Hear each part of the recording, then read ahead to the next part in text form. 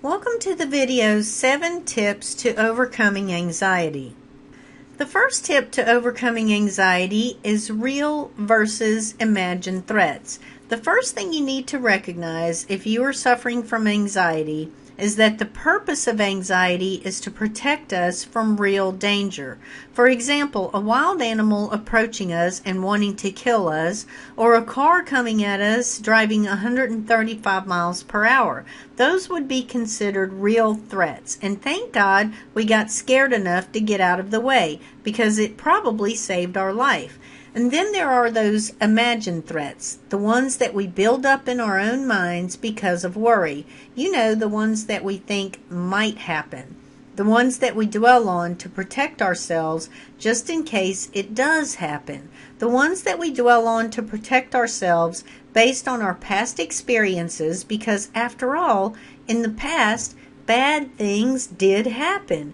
So we should prepare ourselves, right? Right. If the threat is real. But it is wrong if it is an imagined threat. If your anxiety is off the charts, then you have been through some terrible stress in your life. It is time to get that stress under control. The second tip for overcoming anxiety is to understand who or what has hurt you.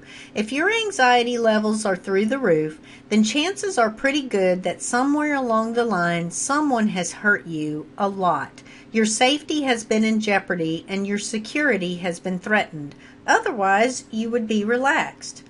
So who or what has made you feel unsafe? If you have been mistreated, the chances are good that you have been hurt by someone who is not in their right mind. Insane?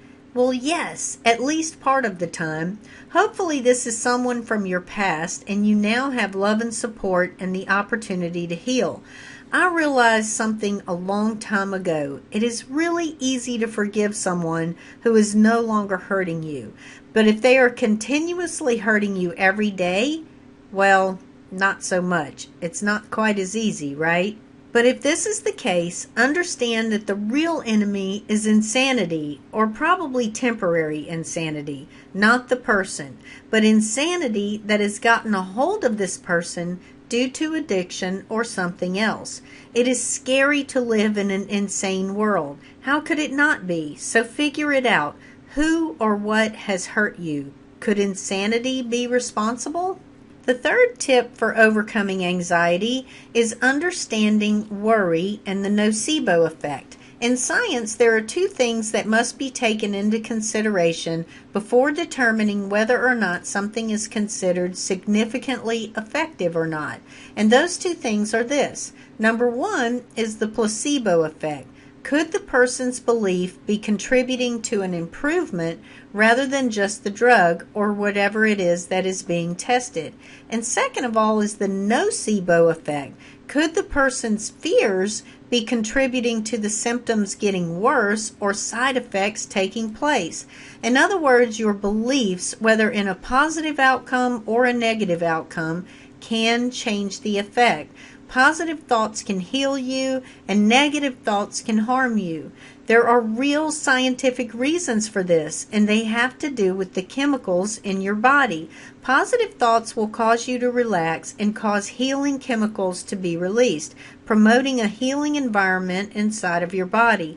Negative thoughts will cause you to stress, which will release stress hormones and inhibit healing. Worry is the equivalent of the nocebo effect. The fourth tip for overcoming anxiety is the fear of embarrassment and criticism. This is a big one for people like me who have suffered with social anxiety all of their lives. What are we really afraid of if we have social anxiety?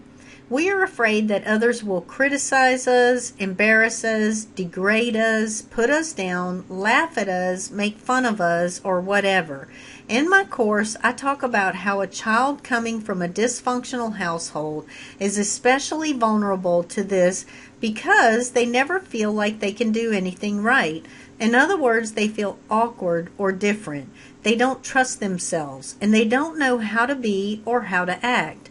And the reason is because they often came from a home where behavior was either rewarded or punished based on the mood of the parent rather than whether or not it was justified. As a result, they have difficulty judging what behavior is appropriate and when, and they fear that they will be mistreated because this is what their experiences have been. In other words, if you have been excessively criticized or embarrassed, you develop a fear due to the expectation of more of the same. The fifth tip to overcoming anxiety is, what can you change? I am reminded of the serenity prayer. Lord, give me the serenity to accept the things I cannot change, the courage to change the things I can, and the wisdom to know the difference.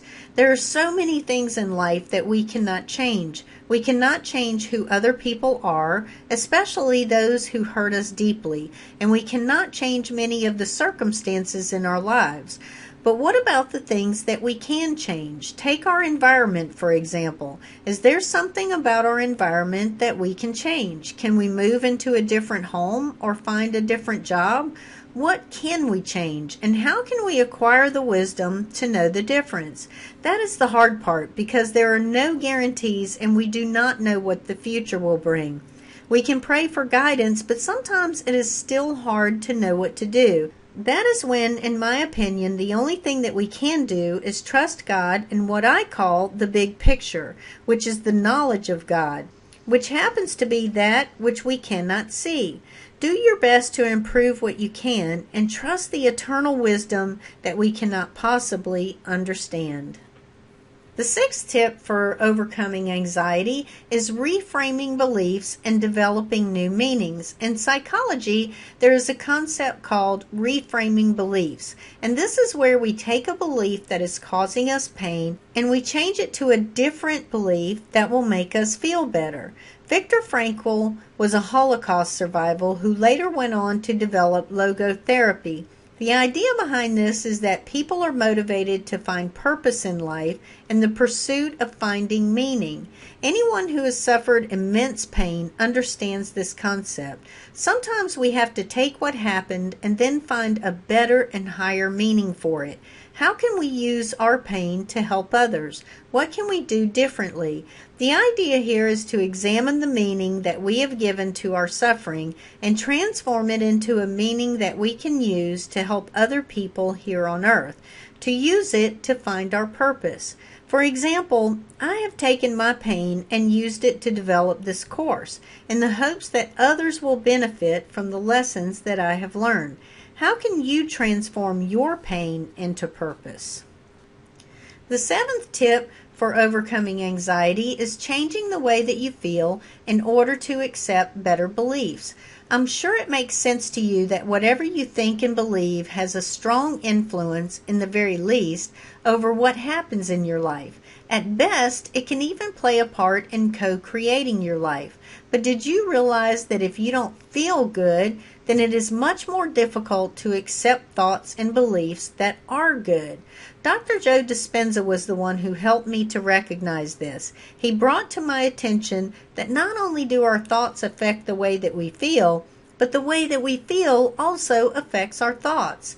This is why it is so important to do our best to feel better, even if we are having a hard time with this. Whatever makes you feel better, start to do it. Go for a walk, immerse yourself in nature, listen to music that you enjoy, spend time with people that you love your pets, do whatever it is that makes you feel good, within reason, of course. And make the effort to do things to feel better. Take time out for this and make it happen, even if you don't feel like it. If you enjoyed this video, please join our free strategy group if you have not already. You can find it on Facebook, and you can find it by going to selfesteemers.com/free group.